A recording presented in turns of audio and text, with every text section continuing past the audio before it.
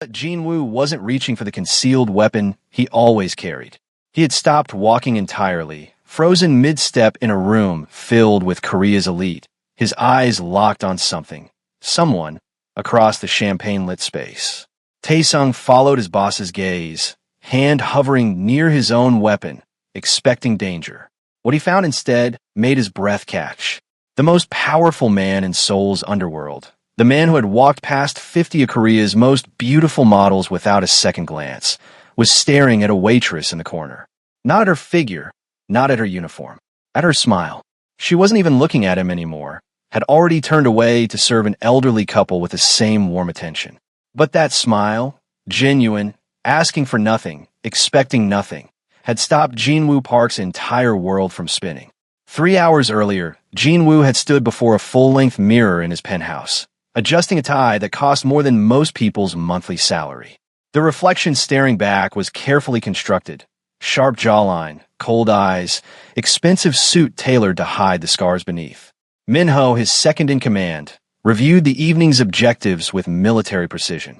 Kim Sang-woo will be in the West Wing by 9, Minho said, scrolling through his tablet. He's ready to sign the contract for the Gangnam properties. The Choi family wants an introduction. Their daughter, apparently. He glanced up with a knowing smirk. Third daughter they've paraded this year. Jinwoo's expression didn't change. Tell them I'm busy. You always are. Minho pocketed his phone. Boss, the family elders are getting pressure. You're 34. They want. I know what they want. Jinwoo's voice carried the weight of finality. This is business tonight.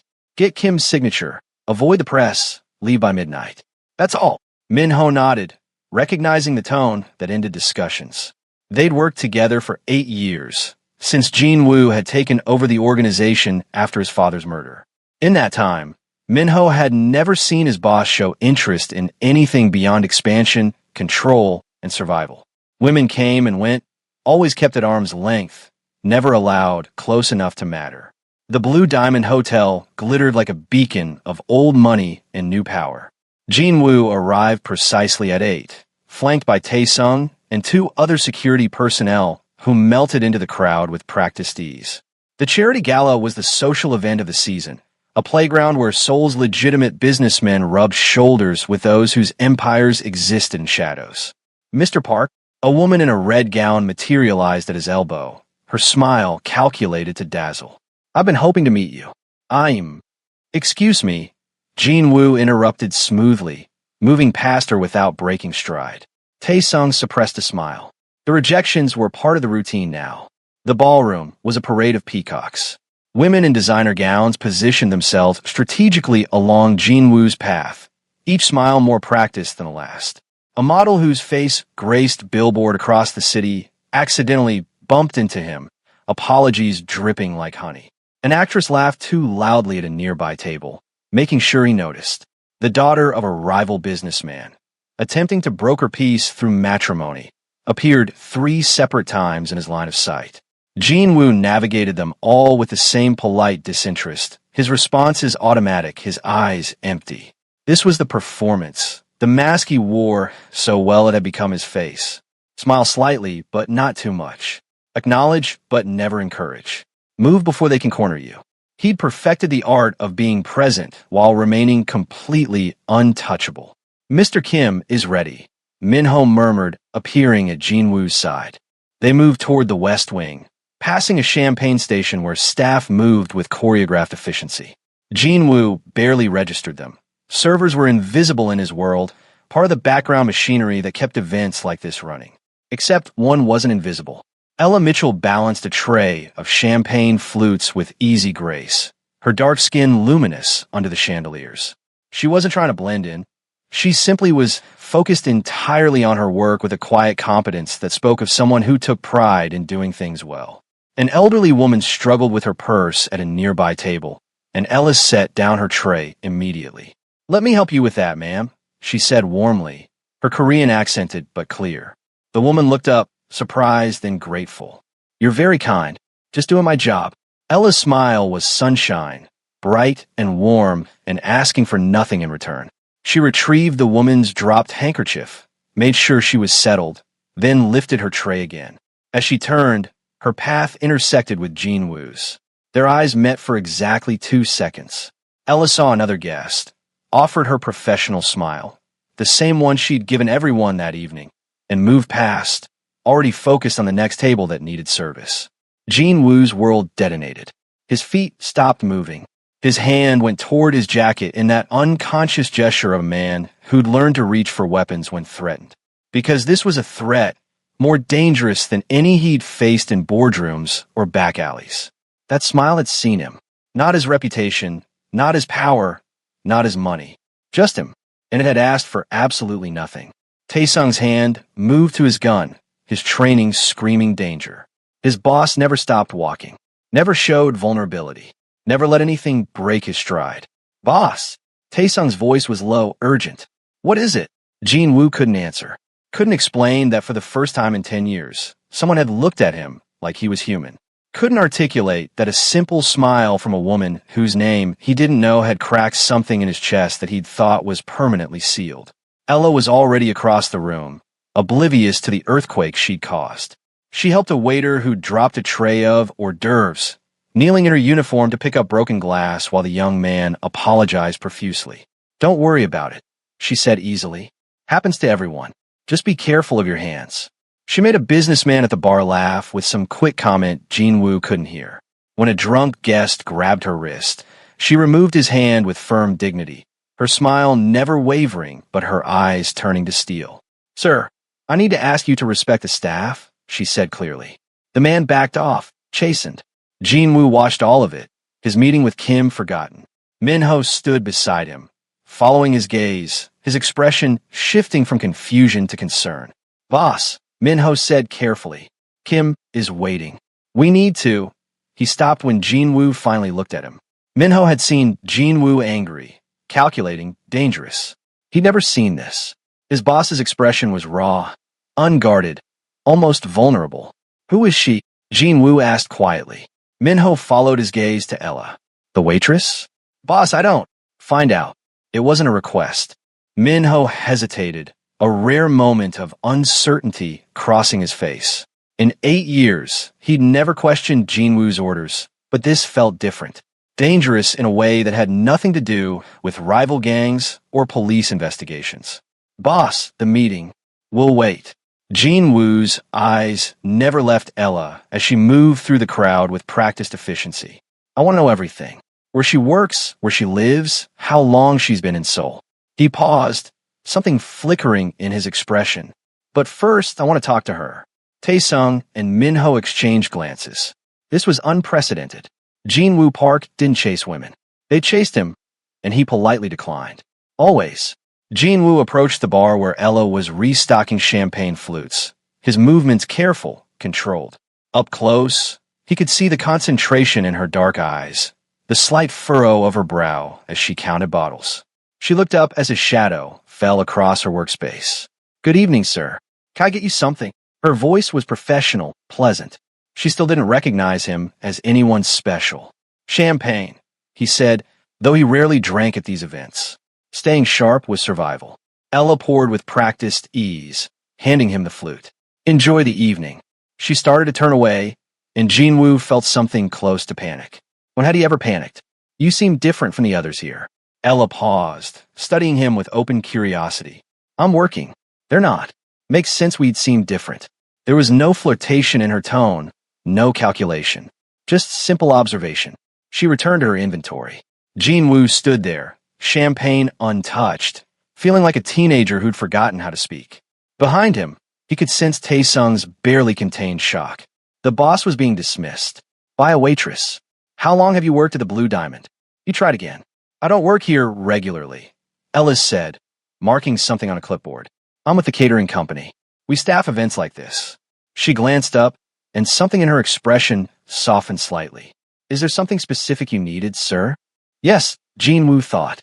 I need to know why your smile felt like coming home. I need to understand why I can't breathe properly when you look at me. I need to figure out how someone I met 30 seconds ago has already changed everything. No, he said aloud. Thank you. Ella nodded and moved away, called over by her supervisor. Jean Wu watched her go, his untouched champagne growing warm in his hand. Boss! Minho's voice was carefully neutral.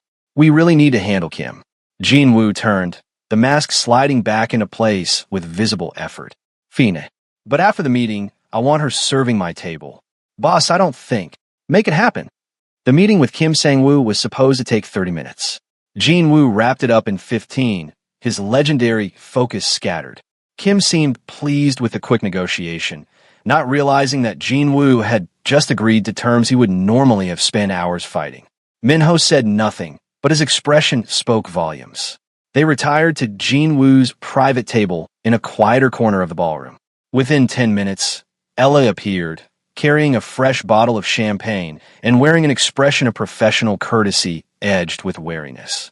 I was told you requested I serve your table this evening, she said, setting down the bottle with perfect form. Is that a problem?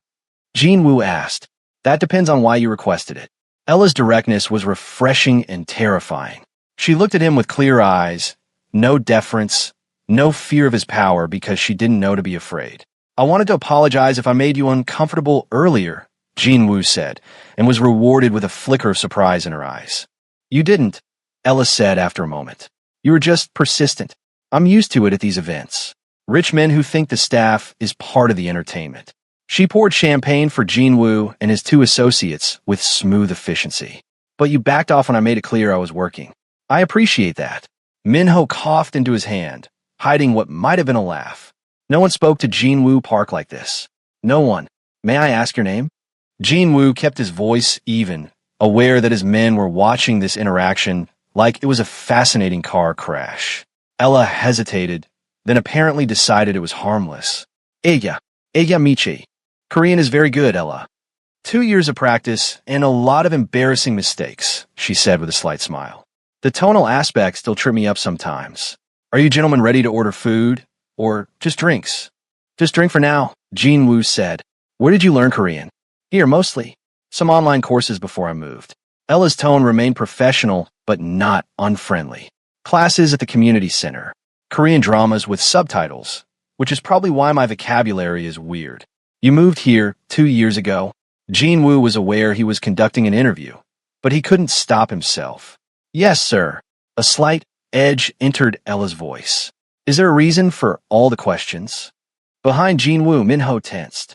No one used that tone with the boss. But Jin-woo felt something loosen in his chest.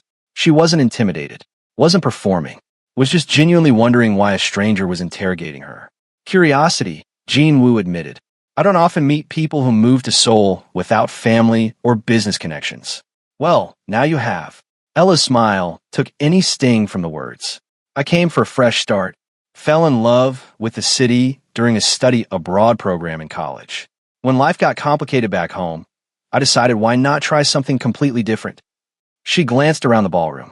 Though I definitely didn't imagine I'd be serving champagne to Korea's elite when I picture my adventure.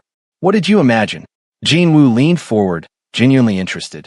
Ella studied him for a long moment, as if trying to decide if he was mocking her. Whatever she saw in his face made her answer honestly. Opening a restaurant eventually. Fusion cuisine, Southern American soul food, meets Korean flavors. I know it sounds ambitious, Jin-woo interrupted. Good ambitious. A real smile broke across Ella's face, transforming her from pretty to breathtaking. Thank you. Most people tell me I'm crazy. She straightened, remembering herself. I should let you gentlemen enjoy your evening. Just signal if you need anything. As she walked away, Minho let out a long breath. Boss, what are you doing? I don't know. Jin-woo admitted quietly. He negotiated billion-won deals, orchestrated the downfall of rivals, built an empire in shadows. But sitting here, watching a waitress navigate the ballroom with grace and purpose, he felt completely out of his depth. Across the room, he noticed movement that made his protective instincts flare. A woman in a designer gown. He recognized her as Park Ji-won, daughter of a rival organization leader, had accidentally bumped into Ella, sending red wine cascading down Ella's uniform. Oh my God, I'm so sorry. Ji-won's apology was loud, theatrical, and completely insincere. How clumsy of me. Ella looked down at her ruined uniform, then up at Ji-won with an expression Jin-woo couldn't quite read. Accidents happen, she said evenly. Excuse me while I clean this up. Of course, of course. Ji-won's smile was razor sharp. Maybe be more careful where you're walking next time. Jin-woo was on his feet before he'd made a conscious decision to move. The temperature in the immediate vicinity seemed to drop 10 degrees as he approached. Several nearby conversations died mid-sentence. Mississippi Park, he said quietly. Too quietly. I believe you owe this woman a genuine apology. Ji-won's face went pale.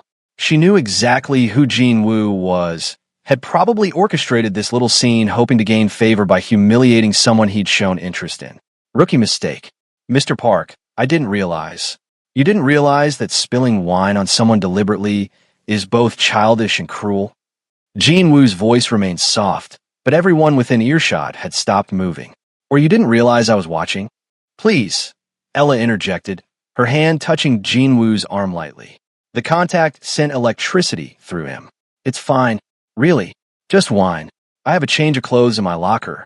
Jin-woo looked down at her, saw something in her eyes that wasn't fear of the situation, but concern. For him. She was trying to de-escalate, not for her own sake, but because she sensed his barely controlled fury and didn't want him to do something he'd regret. The concern in Ella's eyes did what nothing else could have. It pulled Jin-woo back from the edge. He took a breath, then looked at Tae-sung and gave the slightest nod. His bodyguard moved forward smoothly, positioning himself beside Ji-won. Mississippi Park, I think it's time for you to leave, Tae-sung said quietly. It wasn't a suggestion. Ji-won's face flushed with humiliation, but she knew better than to argue. She gathered her purse and left quickly, her exit watched by dozens of curious eyes. The whispers would start immediately. Jin-woo Park had thrown out a rival's daughter over Waitress. The implications would ripple through Seoul's underworld by morning. Ella was still touching his arm, and Jin-woo became acutely aware of the warmth of her hand through his expensive suit.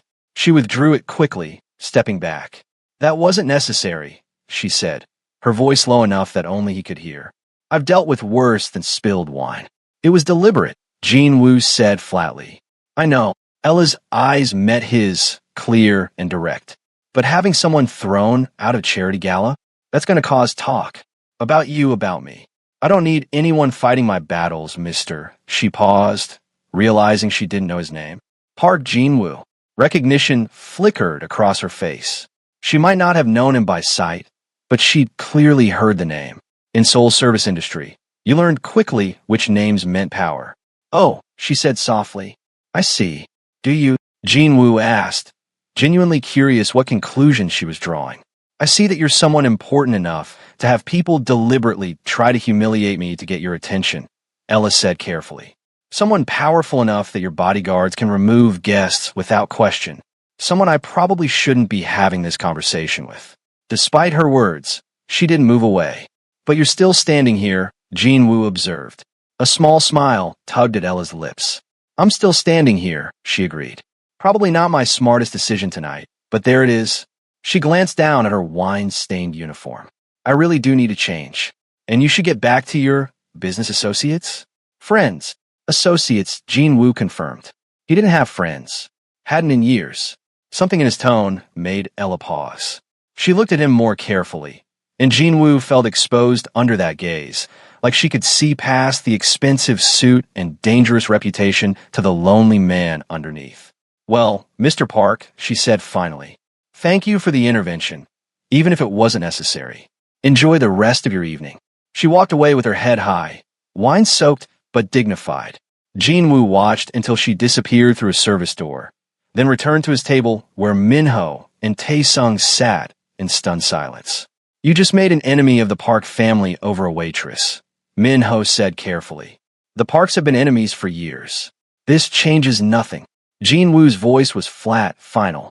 Find out everything about her, but quietly. I don't want her frightened or feeling surveilled. Boss, Min-ho began. Everything, Jin-woo repeated. By tomorrow morning. The rest of the gala passed in a blur. Jin-woo made the required appearances, had the necessary conversations, but his mind was elsewhere. Ella returned in a fresh uniform 20 minutes later, back to work as if nothing had happened. She didn't look his way again, but Jin-woo couldn't stop watching her. The way she moved through the crowd, the genuine warmth in her interactions, the quiet competence in everything she did. She was real in a room full of artificial people, authentic in a world built on deception. At midnight, as promised, Jinwoo left, but he took one last look across the ballroom and found Ella helping an elderly man to his car, her hand gentle on his elbow, her smile bright even after hours on her feet. That night, Jinwoo stood in his penthouse overlooking Seoul's glittering skyline and couldn't sleep. He'd built this empire on ruthlessness and strategy. He understood power, money, fear, but a smile from a woman who saw him as just another guest? That was uncharted territory. His phone buzzed at 6 a.m. Minho's report. Aya Michi, 28 years old, from Atlanta, Georgia, moved to Seoul 2 years ago after a bad breakup and family tragedy, her mother's death. Worked 2 jobs, the catering company and a coffee shop in Itaewon. Studied business administration part-time at Seoul National University's extension program. Sent money home monthly to her younger brother who was finishing college. No criminal record, not even a parking ticket. Friends described her as determined, kind, private. Her dream was still the restaurant. She'd been saving for 3 years. Jinwoo read the report twice, memorizing details. She was exactly who she appeared to be. In his world, that was revolutionary. By 7 a.m., he'd made a decision that would have shocked anyone who knew him. He was going to see her again. Not at a gala where he had home field advantage, but in her world, on her terms. The coffee shop where Ella worked was nothing like the places Jinwoo usually frequented.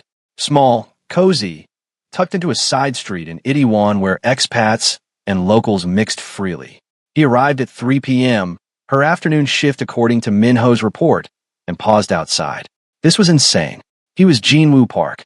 He didn't chase women to coffee shops. He didn't pursue anyone. And yet his hand was pushing open the door, a bell chiming his arrival. Ella looked up from the espresso machine, and her eyes widened in genuine surprise. Mr. Park, Jinwoo is fine, he said, feeling absurdly out of place in his tailored suit among students with laptops and artists with sketchbooks. This is quite a coincidence, Ella said carefully, but her tone suggested she didn't believe in coincidences. Jinwoo had built an empire on deception, but standing in this small coffee shop, facing this woman's direct gaze, he found he couldn't lie. It's not. I asked where you worked. Ella set down the portafilter with a quiet click. That's concerning, not romantic. The bluntness of it hit him like cold water. In his world, people hid their reactions, calculated their responses. Ella just said what she thought. You're right, Jinwoo said, surprising himself. I apologize. That was inappropriate. Ella studied him for a long moment, her expression unreadable. The coffee shop was quiet. Only 2 other customers, both absorbed in their laptops. What do you want, Mr. Park? Jinwoo, he corrected again. And honestly, I want to talk to you. Without the gala, without the performance. Just talk. What? The question was simple, but her eyes were complex, searching his face for ulterior motives. Because you smiled at me like I was human, Jinwoo said quietly. Do you know how rare that is? Something shifted in Ella's expression. Not sympathy exactly, but understanding. That sounds lonely. It is. The admission cost him, but her eyes softened slightly. I'm working, Ella said, but there was less edge in her voice.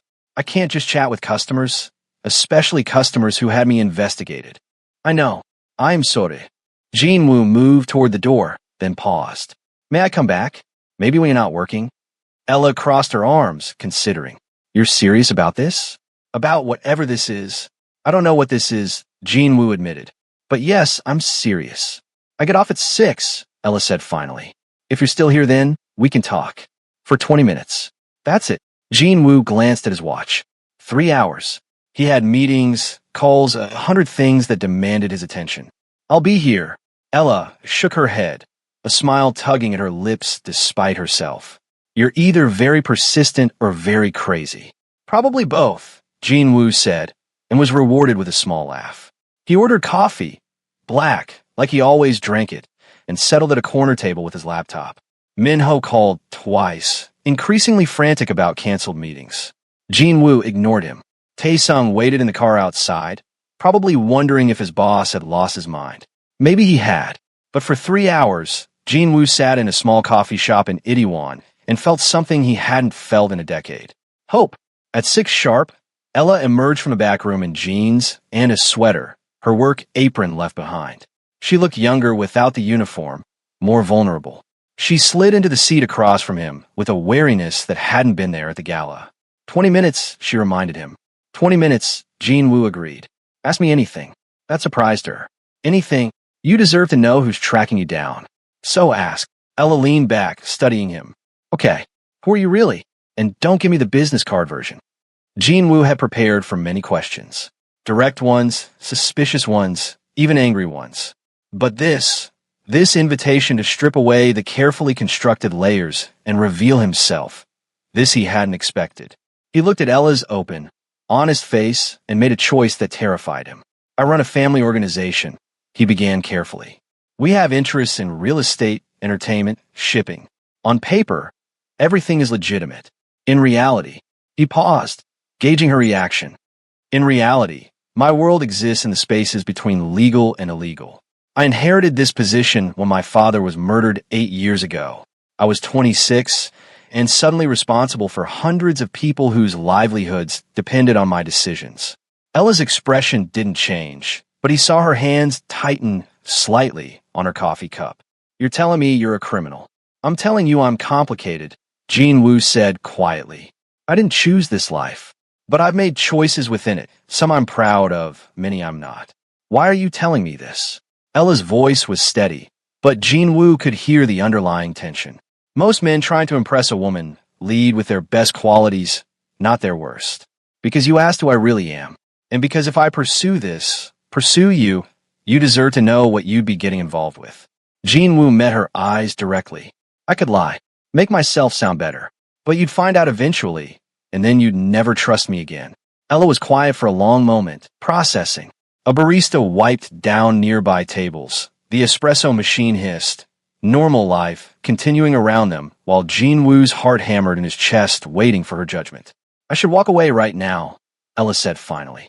Everything in my head is screaming that this is dangerous, that you're dangerous, that I came to Seoul for a fresh start, not to get tangled up with, she gestured vaguely. Whatever this is, you should, Jean Wu agreed, ignoring the sharp pain in his chest. You absolutely should. But, Ella prompted because there was clearly a but hanging in the air. But I haven't felt this alive in 8 years, Jean Wu said, the words tumbling out before he could stop them. I walked past 50 women at that gala who would have given anything for my attention. Beautiful, accomplished, connected women. And I felt nothing. Then you smiled at me. Not because you wanted something, not because you knew who I was, just because that's who you are, and everything changed. Ella shook her head slowly, but Jean Wu could see something warring in her eyes. Fear and curiosity, caution and interest. You don't even know me. I know you help elderly ladies with their purses. I know you stand up to drunk men with dignity. I know you work 2 jobs to send money to your brother while saving for a dream. Jean Wu leaned forward. I know you moved halfway across the world alone because you wanted something different. That takes courage I respect. You had me investigated, Ella pointed out, but there was less accusation in her tone than before. I did. Standard procedure in my world. Everyone gets vetted. But I can stop. I will stop if that's what you want. Jean Wu spread his hands. I know this is unconventional. Probably inappropriate. Definitely moving too fast. But I don't know how to do this slowly. I've spent 8 years building walls, and you walk through them without even trying. Ella looked down at her coffee, and Jean Wu held his breath. When she looked up again, there was something softer in her expression, though the caution remained. I came to Korea to escape drama, she said quietly. Bad relationship, family trauma, feeling stuck in a life that wasn't mine. I wanted simple. I wanted to build something that was just mine with my own 2 hands. She paused. You are the opposite of simple, Jean Wu. The sound of his name on her lips did something to him. I am, he acknowledged. And yet, Ella trailed off, seeming to wrestle with herself. There's something about you. When you're not being the powerful businessman, when you're just sitting here looking lost and honest, I see someone who's as lonely as I was. AM. Someone who's wearing a mask, so often they've forgotten what their real face looks like. Jean Wu felt exposed, seen in a way that should have been uncomfortable, but instead felt like relief. Is that a yes to see me again? It's a maybe, Ella said firmly. A very cautious maybe. One dinner. Somewhere normal. Not some five-star restaurant where you have private tables and bodyguard hovering. A regular place where regular people eat. And you have to promise me something. Anything. Complete honesty. If I ask you something, you tell me the truth. I don't care how ugly it is. I grew up with liars, dated liars, watched lies destroy my family. I won't do it again. Ella's voice was steel wrapped in velvet. Can you promise me that? Jinwoo thought about his world, built on secrets and strategic deception. Thought about the things he'd done, the choices he'd made, the darkness that lived in the spaces between his words. Could he promise complete honesty to this woman who looked at him with clear eyes and expected the truth? Yes, he said, and meant it. I promise. Ella studied him for another long moment, then nodded slowly. Okay, one dinner. This Saturday, if you're free. There's a Korean barbecue place in Hongdae I like. Small, loud, nothing fancy. 7 o'clock. I'll be there. Jinwoo felt something uncomfortably close to joy spreading through his chest. And Jinwoo. Ella stood, gathering her things. Lose the bodyguards for the night. If we're going to do this, I need to see you, not your security detail. That would require careful planning. He was never truly alone, but Jinwoo nodded. I'll make it work. Ella smiled then, the same genuine smile from the gala, and Jinwoo felt it like a physical touch. See you Saturday. She left, and Jinwoo sat in the empty coffee shop feeling like he'd just negotiated the most important deal of his life. His phone buzzed insistently. Minho had called 17 times. Jinwoo ignored it, allowing himself 5 more minutes to sit in this feeling of possibility. The next 3 days were a study in controlled chaos. Jinwoo threw himself into work with renewed focus, clearing his schedule for Saturday evening. Minho watched his boss with growing concern and used to seeing Jinwoo distracted, almost happy. Boss, the family elders want a meeting, Minho said Thursday morning, his expression troubled. About the incident at the gala. Jinwoo looked up from the contracts he was reviewing. What about it? Word has spread. About you humiliating Park Ji-won over a waitress. The Parks are demanding an apology. Minho hesitated. The elders want to discuss your judgment. My judgment is fine. Jinwoo's voice was cold. Tell them I'll meet next week. They want to meet before you see her again. Minho held up a hand before Jinwoo could respond. I'm not spying on you, boss. Everyone knows. You sat in a coffee shop for 3 hours. In Itaewon, you've never done anything like that. Jinwoo leaned back in his chair. And that concerns them. Why? Because she's a liability. Minho's voice was gentle, almost apologetic. American, no connections, no family in Korea. She can't help the organization. She could hurt it, become a target for rivals, a weakness to exploit. Or, Jinwoo said quietly, she could be exactly what I need to remember why any of this matters. Minho looked at his boss, really looked, and saw something he'd never seen before. Vulnerability. Hope. It scared him more than any rival gang ever had. Boss, I'm saying this as someone who's been with you since the beginning. Be careful. Not of her, of what wanting her could cost you. You've built everything on being untouchable. The moment you care about someone, you're not untouchable anymore. I know. Jinwoo returned to his contracts. Tell the elders I'll meet them Monday. After my dinner Saturday. Minho left, shaking his head. Jinwoo continued working, but part of his mind was already Saturday evening, imagining sitting across from Ella in a loud barbecue restaurant. No masks, no performance.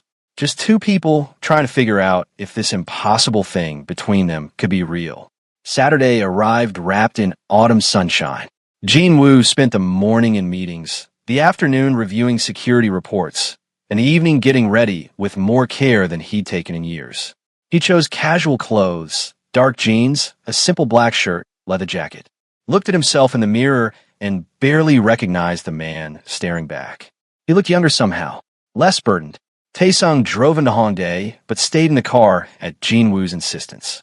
I'll be fine for 2 hours. Boss, this isn't safe. At least let me. Stay in the car, Taesung. That's an order. The restaurant Ella had chosen was everything she promised. Small, packed with university students and young couples. The air thick with the smell of grilling meat and garlic. Jinwoo spotted her immediately at a corner table, wearing a simple green dress that brought out the warmth in her skin. She waved when she saw him, and several nearby diners turned to look at the well-dressed man navigating through the crowded space. "You came," Ella said as he sat down, and Jinwoo heard genuine surprise in her voice. "Did you think I wouldn't? Honestly, part of me wondered if you'd realize this was crazy and ghost me."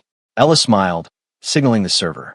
Rich, powerful men don't usually follow through on dinner dates with waitresses at hole-in-the-wall restaurants. "I'm not most men." Jinwoo looked around, taking in the cramped quarters, the noise, the complete lack of privacy. In his world, this would be a security nightmare. Here now it felt like freedom. They ordered, Ella clearly familiar with the menu, Jinwoo deferring to her choices. As the server left, an awkward silence fell between them, the weight of everything unspoken suddenly heavy. "So," Ella began, then laughed nervously. "I've never done this before.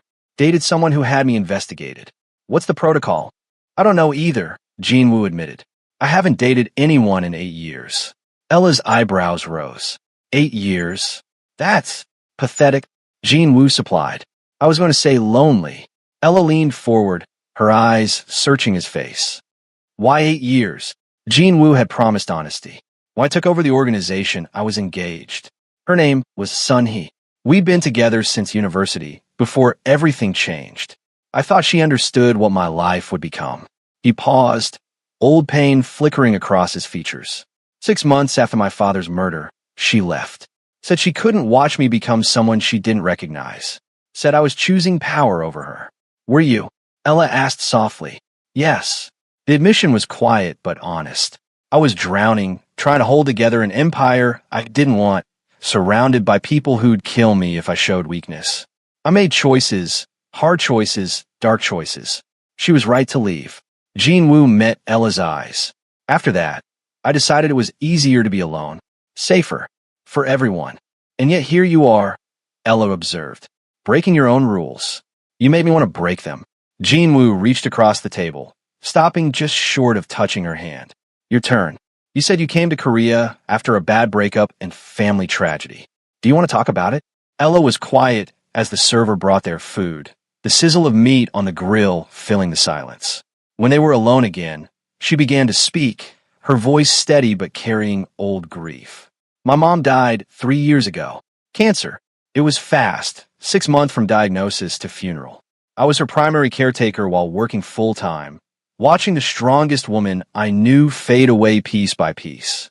Ella's hands moved automatically, arranging the meat on the grill. "My boyfriend at the time, Marcus, he couldn't handle it. Said I was too consumed with death, too unavailable. He left 3 weeks before she died. I'm sorry," Jinwoo said, meaning it deeply. "The worst part was he was right. I was consumed with it. But she was my mother." Ella blinked rapidly, fighting tears. "After she died, I looked around at my life. Dead-end job, failed relationship, apartment full of memories I couldn't escape. My mom used to tell me about the year she spent in Seoul in the 70s teaching English. She'd say it was the freest she'd ever felt. So I thought, why not? Life's too short to stay stuck." "That's incredibly brave," Jinwoo said quietly. "Or incredibly stupid." Ella managed a small smile. "Some days I still can't decide which. Moving to a country where I didn't speak the language, didn't know anyone, had no real plan beyond start over." She flipped the meat expertly. "But I don't regret it. Even hard parts. Korea gave me space to figure out who I am without my mom, without Marcus, without everyone else's expectations." They ate in companionable silence for a while, the initial awkwardness melting into something more comfortable. Jinwoo watched Ella explain the proper way to wrap the meat in lettuce, her hands moving with confident grace, her earlier sadness giving way to enthusiasm. "So your restaurant dream," Jinwoo said. "Tell me about it. Really tell me, not the elevator pitch." Ella's face lit up. "Okay, so I grew up eating my grandmother's cooking, Southern soul food, heavy and rich and full of love. Mac and cheese, collard greens, fried chicken that would make you weep. When I came to Korea, I fell in love with the flavors here, the fermentation, the balance of sweet and spicy, the way every meal feels like a celebration." She gestured animatedly. "I started experimenting, thinking what if I combined them? Korean fried chicken with a buttermilk brine my grandmother taught me. Kimchi mac and cheese. gochujang glazed short ribs with collard green kimchi. Jinwoo found himself smiling at her passion. That sounds incredible, right? But everyone I pitch it to says it's too niche, too risky, that fusion restaurants are oversaturated. Ella's enthusiasm dimmed slightly. Maybe they're right. Maybe I'm chasing a fantasy. Maybe they're wrong. Jinwoo countered. Maybe they lack imagination. He leaned forward. I've built my career on seeing potential where others see risk. If you believe in this, truly believe, then it's worth pursuing. Easy to say when you have the capital to absorb failure, Ella pointed out, but there was no bitterness in her tone. True, but I've also seen plenty of well-funded ventures fail because the people behind them didn't have passion. You have passion. That's worth more than people realize. Jinwoo paused. How much do you need? To start. Ella's eyes narrowed. Don't what? Don't offer to fund it. That's not why I told you. That's not why I'm here. Her voice was firm. If I build this, I build it myself. With my own money, my own work. Otherwise, it's not really mine. Jinwoo felt something warm bloom in his chest. In his world, everyone wanted something, money, connections, favors. Ella wanted nothing but to be heard. I respect that. But if you ever need advice, connections to property owners, help navigating Korean business regulations. Maybe, Ella interrupted with a small smile. Let's see if we make it past the first date before we start planning my business empire. Fair. Jinwoo raised his glass. To first dates and uncertain futures. Ella clinked her glass against his. And to honesty, even when it's hard.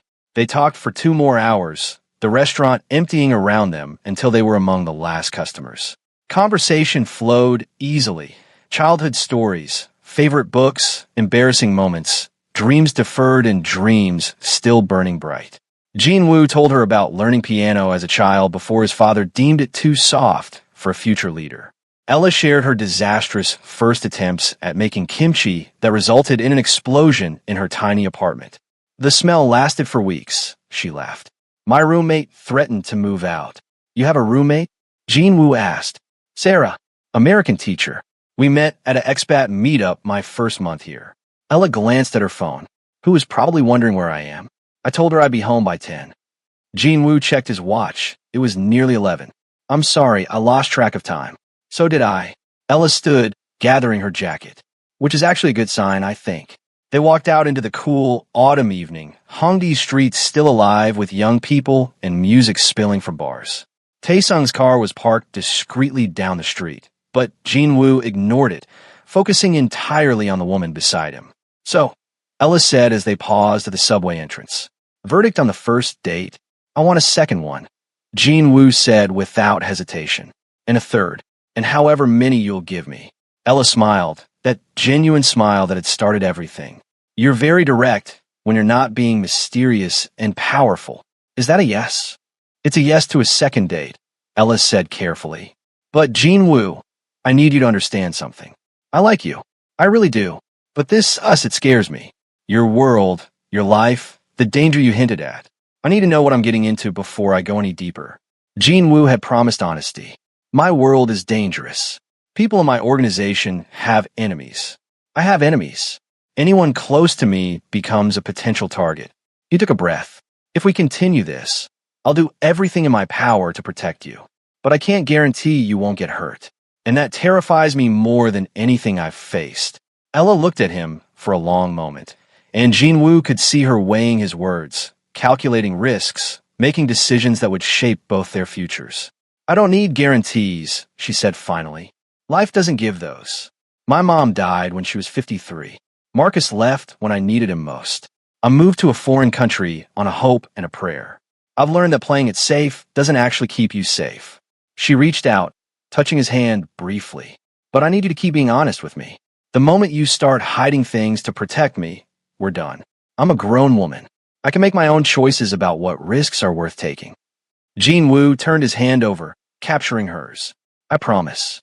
The next 2 weeks unfolded like a dream Jinwoo didn't want to wake from. They saw each other 5 times. Coffee between Ella's shifts, a walk along the Han River, a movie in a crowded theater where Jinwoo sat in the back row for the first time in his adult life. Another dinner at a different hole-in-the-wall restaurant Ella loved. Each meeting stripped away another layer of the armor Jinwoo had spent years building. But reality was waiting. On a gray Monday morning, Jin Woo sat across from the council of family elders in a private room at one of his legitimate hotels. 7 men, all over 60, all who'd served his father and now barely tolerated his leadership. The air was thick with disapproval and expensive cologne. "This has gone on long enough," said Elder Choi, the most vocal of his critics. "The Park family is demanding satisfaction for the humiliation you caused their daughter. You embarrassed them publicly over Waitress. I removed someone who deliberately harmed another person," Jin Woo said evenly. "That's not humiliation. That's consequence." "It's poor judgment," Elder Kim interjected. "And this continues. You're seen with this woman regularly. At common restaurants, public places. You're making yourself vulnerable." "I'm living my life," Jin Woo replied.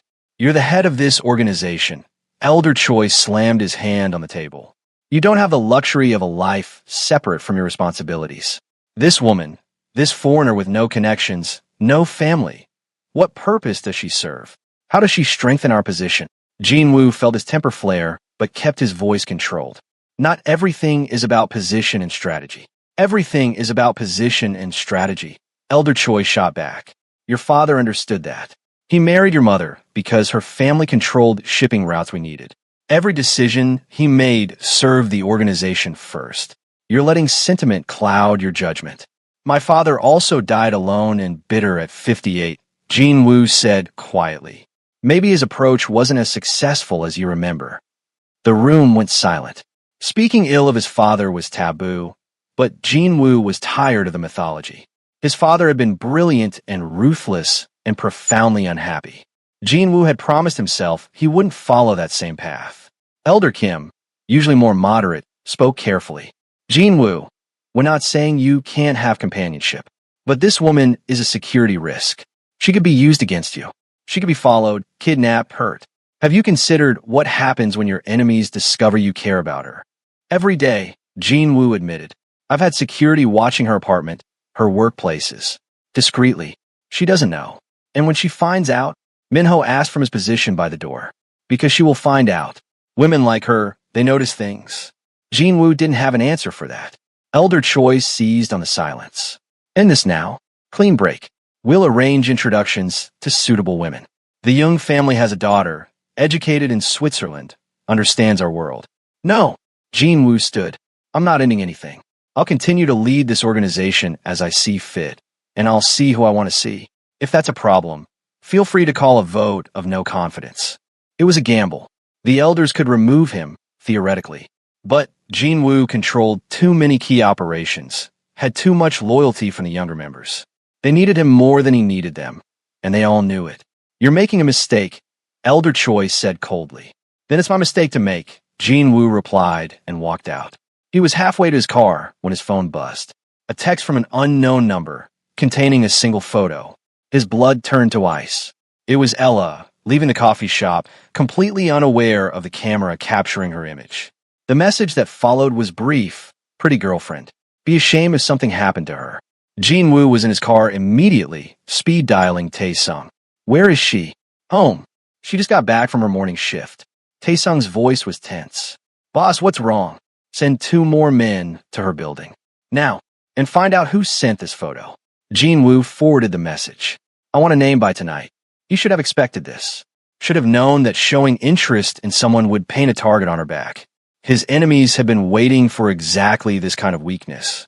Jin Woo drove to Ella's neighborhood, parking down the street where he could see her building. She was up there, probably studying or cooking or blissfully unaware that her connection to him had made her a pawn in a game she didn't even know existed. His phone rang. "Minho, it's the Kong organization," Minho said without preamble. "They've been testing boundaries for months. This is their way of sending a message. They know about her, and they're willing to use her to get to you. Double security on all our operations," Jin Woo ordered. "And I want to know every movement the Kangs make. Every phone call, every meeting. I want to know what they're planning before they plan it." "Boss, there's another option." Minho's voice was careful. "You could step back from her. Make it clear she means nothing. Take away their leverage." Jin Woo closed his eyes, imagining Ella's face when he told her it was over.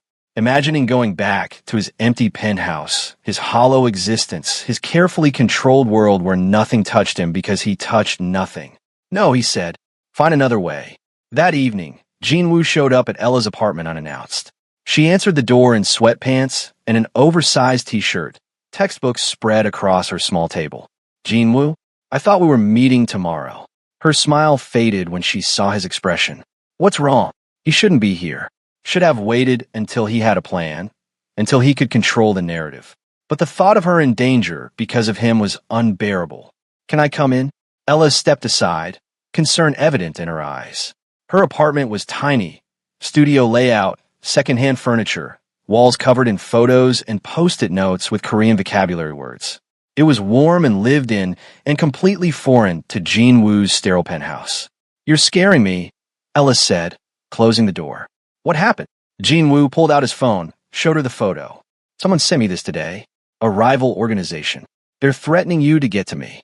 Ella stared at the image of herself, her expression shifting from confusion to understanding to anger. I'm being followed. By them, yes. And by my people, trying to protect you. Jinwoo forced himself to continue. I've had security watching you since the gala. I told myself it was just precautionary, that you didn't need to know. But you've been spying on me. Ella's voice was cold. For 2 weeks, you've had people following me, watching me, and you didn't think I should know. I was trying to protect you. You were trying to control the situation. Ella shot back. You promised me honesty, Jinwoo. Complete honesty. But you've been keeping this from me the whole time. I know. I'm sorry. I should have told you. Jinwoo ran a hand through his hair, frustration and fear making him reckless. But this is exactly what I was afraid of. They know about you now. They know you matter to me. And that makes you a target. Ella crossed her arms, and Jinwoo could see her processing, could see the walls going up. So what now? You have guards follow me everywhere. I live in a cage for your peace of mind. I don't know, Jinwoo admitted. I've been trying to figure that out all day. My advisors think I should end this. Make it clear you mean nothing to me. Remove their leverage. Something flickered in Ella's eyes. And what do you think? I think I can't do that. Jinwoo stepped closer. I think I've been half alive for 8 years, and these past 2 weeks with you have reminded me what it feels like to actually live. I think the thought of you getting hurt because of me is terrifying, but the thought of walking away from you is worse. That's not fair, Ella said, her voice breaking slightly. You don't get to say things like that when you've been lying to me. I know, and I'm sorry. Truly. Jinwoo wanted to touch her, to close the distance between them, but he held himself back. I promised you honesty, and I broke that promise. If you want me to leave and never come back, I'll understand. But if you give me another chance, I swear I will tell you everything. No more secrets, no more protection by omission.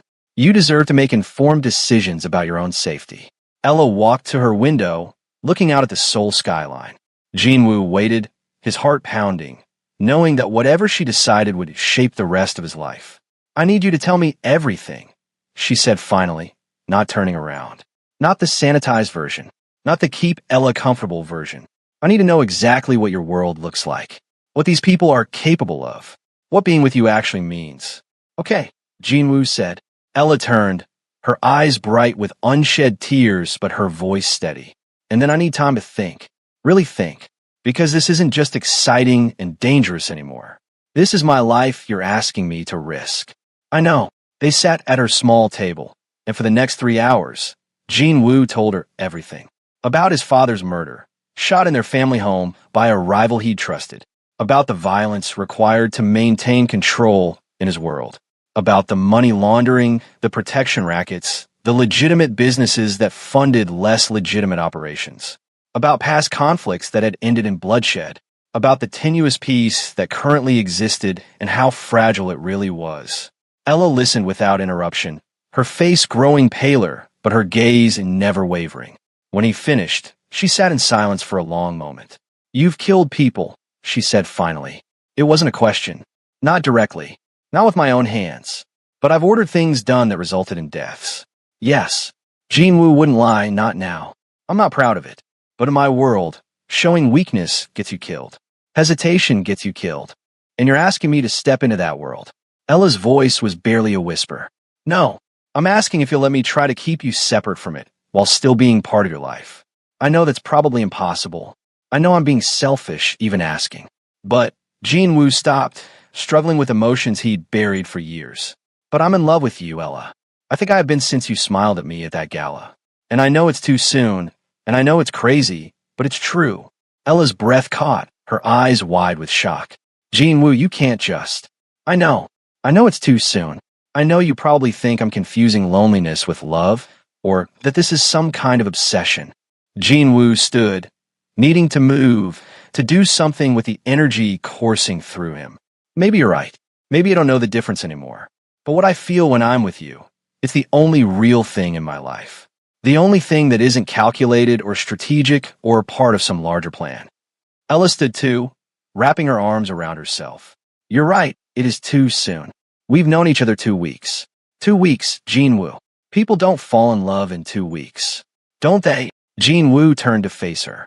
My parents met at a business dinner and were engaged a month later. Minho met his wife at a coffee shop and proposed 3 weeks after their first date. Love doesn't follow a timeline. Those are different. Your parents, that was arranged, strategic. And Minho? Ella paused. Minho is married? Was. She died 5 years ago. Cancer. Jean Wu's voice softened. He took a month off work, first time in his life. Came back different, quieter. But he told me once that he'd rather have had those 3 years with her than a lifetime of safety without her. Ella sat back down heavily. You're not playing fair, using that story. I'm not trying to play at all. I'm trying to be honest. Jean Wu knelt in front of her chair, bringing himself to her eye level. I'm not asking you to say you love me back. I'm not even asking you to stay with me. I'm just telling you the truth of what I feel so you can make your decision with all the information. Ella looked at him for a long moment, tears finally spilling over. I came to Korea to escape complications, to find peace, to build something simple in mine. I know, and you're the most complicated person I've ever met. A wet laugh escaped her. A literal crime boss who sent me flowers at work and has people following me and just told me he loves me after 2 weeks. I know, Jean Wu said again, softer. I should tell you to leave, to never contact me again, to let me go back to my simple life with my simple dreams. Ella wiped her eyes. That would be the smart thing, the safe thing. Yes, it would, but I don't want to. The words came out in a rush. God help me, I don't want to, because when I'm with you, I feel seen in a way I haven't since my mom died. You listen when I talk about my restaurant like it's the most important thing in the world. You remember little things I mention in passing. You look at me like I'm precious, and I haven't felt precious in so long. Jean Wu reached for her hands, and this time she let him take them. You are precious. To me, you are. I'm not saying I love you, Ella said firmly, even as she squeezed his hands. I'm not there yet. Maybe I won't ever get there, but I'm not ready to walk away either. Hope bloomed in Jean Wu's chest, bright and terrifying. What are you saying? I'm saying I need time. A week. Maybe 2. To process all of this, to figure out if I can live with the reality of your world, not just the idea of it. Ella pulled her hands back gently. And during that time, I need you to not contact me. No flowers, no texts, no showing up my work. I need space to think clearly, and I can't do that when you're around making me feel things that might be clouding my judgment. Jean Wu nodded, though the thought of not seeing her for 2 weeks felt like torture. Okay, but the security stays. Non-negotiable. You won't see them, but they'll be there. The threat is real, Ella. I know. Ella stood, and Jean Wu rose with her. 2 weeks. Then we meet, and I'll tell you my decision. Where? When? The coffee shop in Itaewon, where we had our first real conversation. 2 weeks from today, 6 p.m.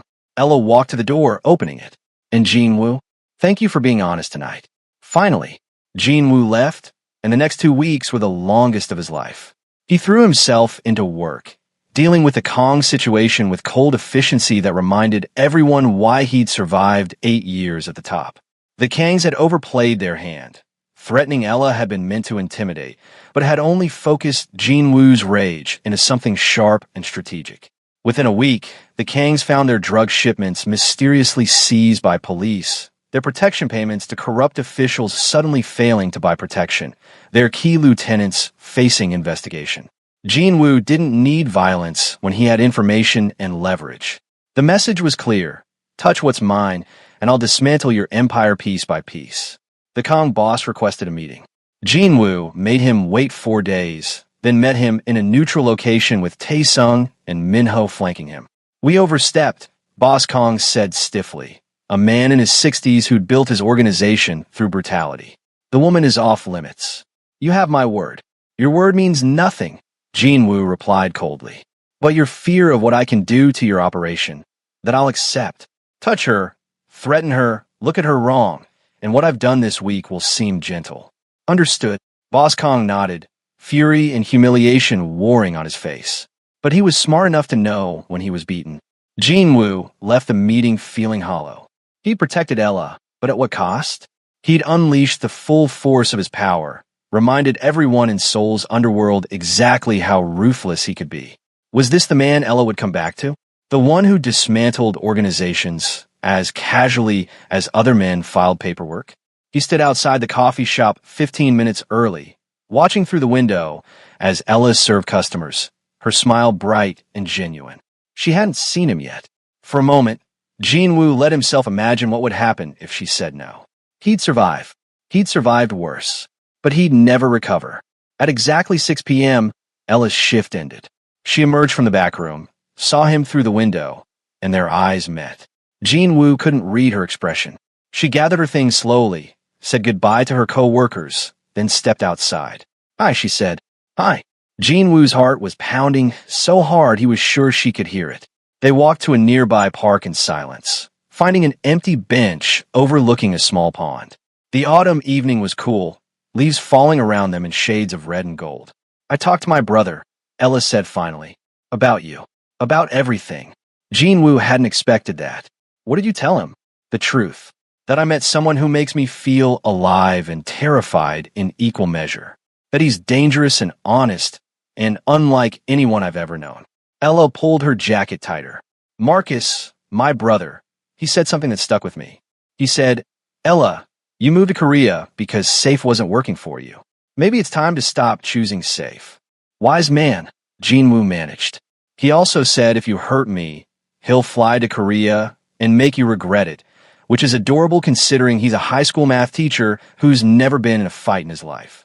Ella smiled slightly, but the sentiment was nice. I would never hurt you intentionally, Jinwoo said. But Ella, I can't promise my world won't hurt you. I can't guarantee your safety completely. All I can promise is that I'll do everything in my power to protect you, and that I'll be honest with you about the risks. I know. I've been thinking about that a lot. Ella turned to face him fully. I also talked to Sarah, my roommate.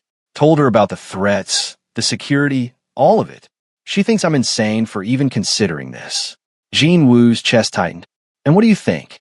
I think she's probably right. I think this is crazy and dangerous and could end badly in so many ways. Ella reached for his hand. But I also think that for the first time since my mom died, I feel genuinely excited about the future. Not just my restaurant dreams, but actual life. Coming home and wondering if I'll see you. Getting texts that make me smile.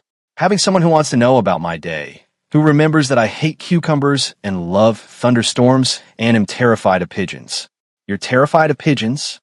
Jinwoo asked, a smile tugging at his lips despite everything. They're unpredictable and aggressive and have dead eyes. Ella laughed, the sound lightening the heavy atmosphere. Don't change the subject. I'm trying to tell you something important. Sorry. Continue. Ella took a breath. I'm saying yes. Yes to trying this, whatever this is. Yes to dating you, knowing full well how complicated it will be. Yes to your security guards and your dangerous world and your too soon feelings that might actually not be too soon at all. Jinwoo felt like he couldn't breathe. You're sure? I'm terrified. But yes, I'm sure. Ella squeezed his hand. But I have conditions. Non-negotiable conditions. Anything. First, complete honesty. Always. If there's danger, you tell me.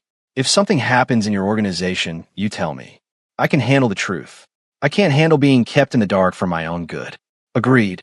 Second, I stay separate from your business. I don't want to meet your associates unless absolutely necessary. I don't want to attend events where I'd be paraded around as your girlfriend to make some kind of statement. My life, my job, my school, my friends stays mine. Agreed, Jinwoo said again. Third, and this is important, You don't try to fix my problems or buy my dreams. I know you have resources. I know you could write a check and make my restaurant happen tomorrow. But if you do that, it stops being my dream and becomes your gift. I need to build it myself. Jinwoo nodded slowly. That one's harder. My instinct is to give you everything you want. I know, but I need you to fight that instinct. Can you do that? I'll try. I promise I'll try. Jinwoo pulled her closer. Any other conditions? Just one more. If this gets too dangerous, if your world starts consuming mine in ways I can't handle, I reserve the right to walk away. And you have to let me go without trying to change my mind. That condition hurt, but Jinwoo understood it. Okay, but the same goes for you.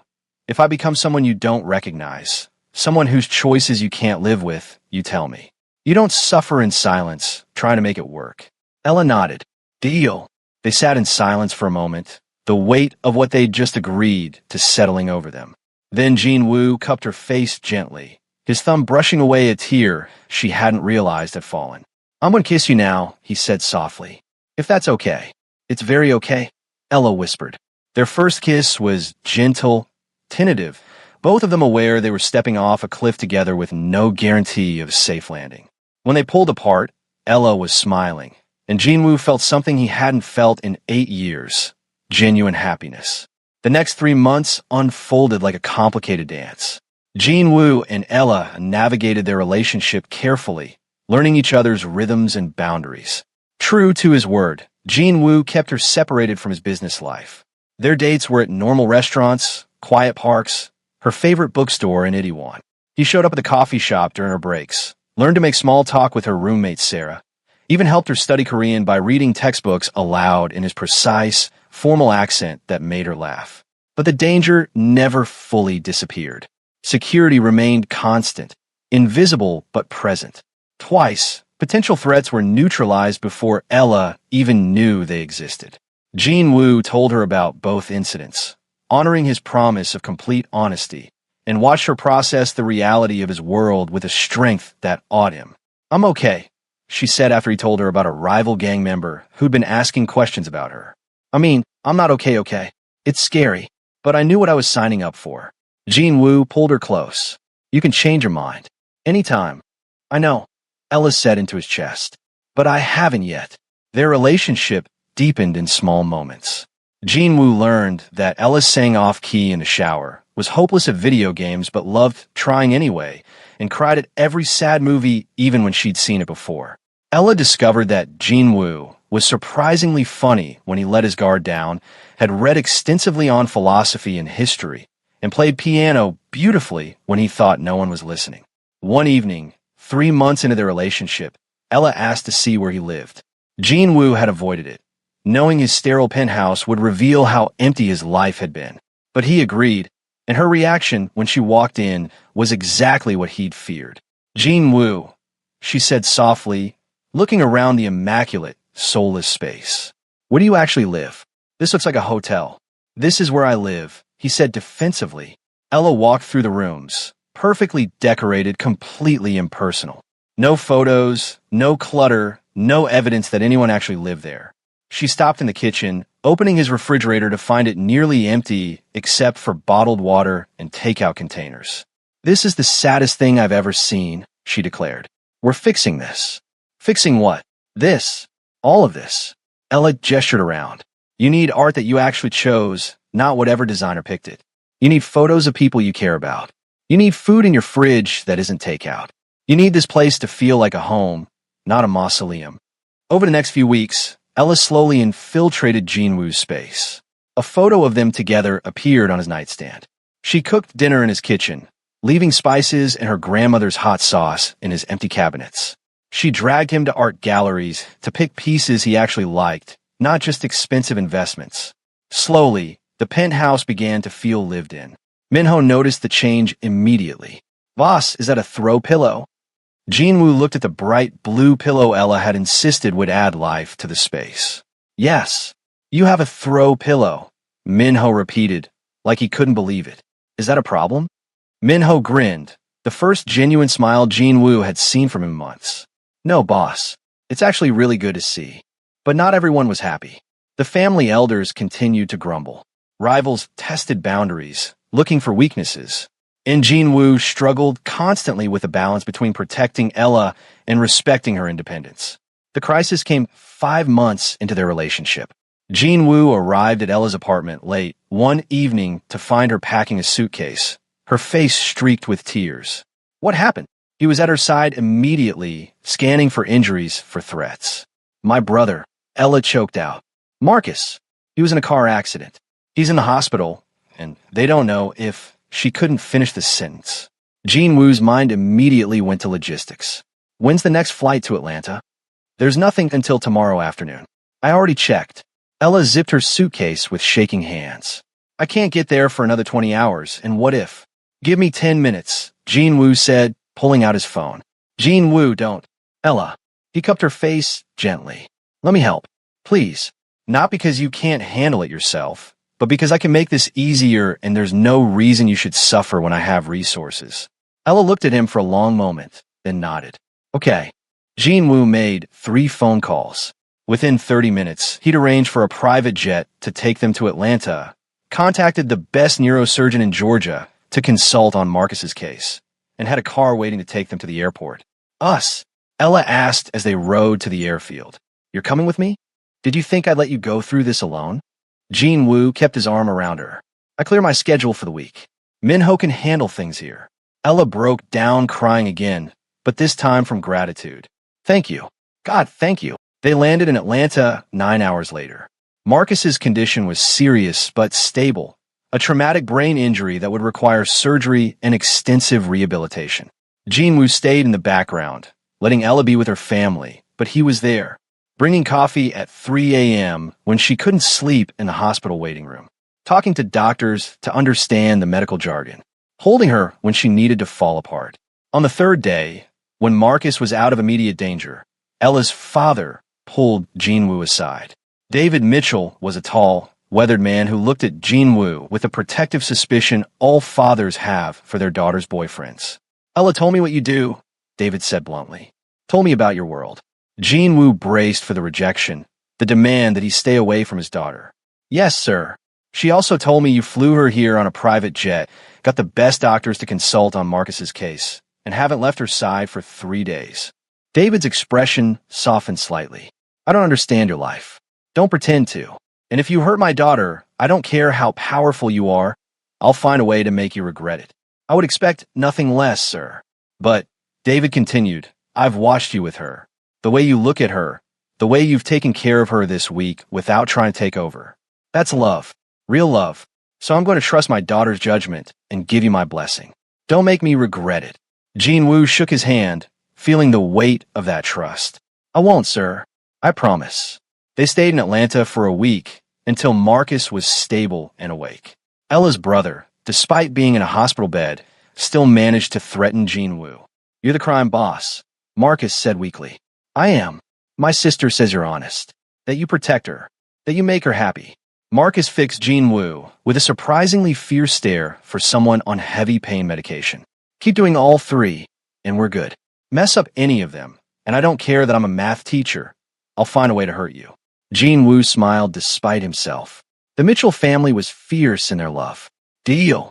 On the flight back to Seoul, Ella curled against Jinwoo's side, exhausted but peaceful. Thank you, she said quietly. For all of it. The plane, the doctors being there. I know I said I didn't want you solving my problems, but this was different, Jinwoo interrupted. This was family emergency, not me trying to control your life. I would do it again in a heartbeat. I know, and I love you for it. The words came out naturally, like she'd been holding them in and they'd finally found their way out. Jinwoo's breath caught. What? Ella lifted her head, meeting his eyes. I love you. I've been feeling it for a while now, but I wasn't ready to say it.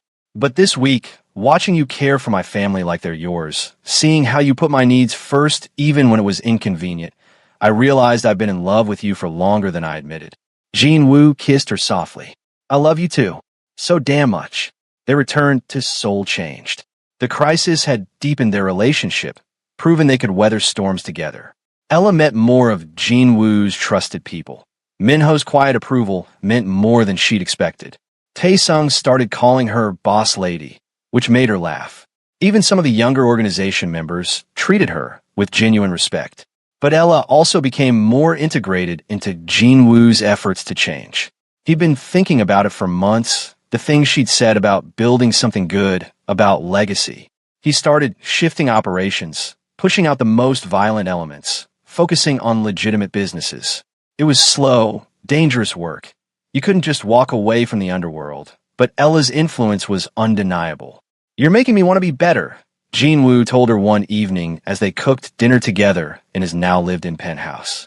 "You were already good," Ella corrected, stirring pasta sauce. "You were just buried under years of survival mode. I'm just reminding you who you are." A year after they'd met, Jinwoo took Ella back to the Blue Diamond Hotel for a charity gala. She wore a green dress that took his breath away, her natural hair styled in elegant curls. "This is where it started," she said, looking around the familiar ballroom. "Where you smiled at me." Jinwoo agreed, pulling her close. "Best smile of my life." They danced, and Jinwoo was aware of the stares, the whispers. Let them talk. Let them wonder about the crime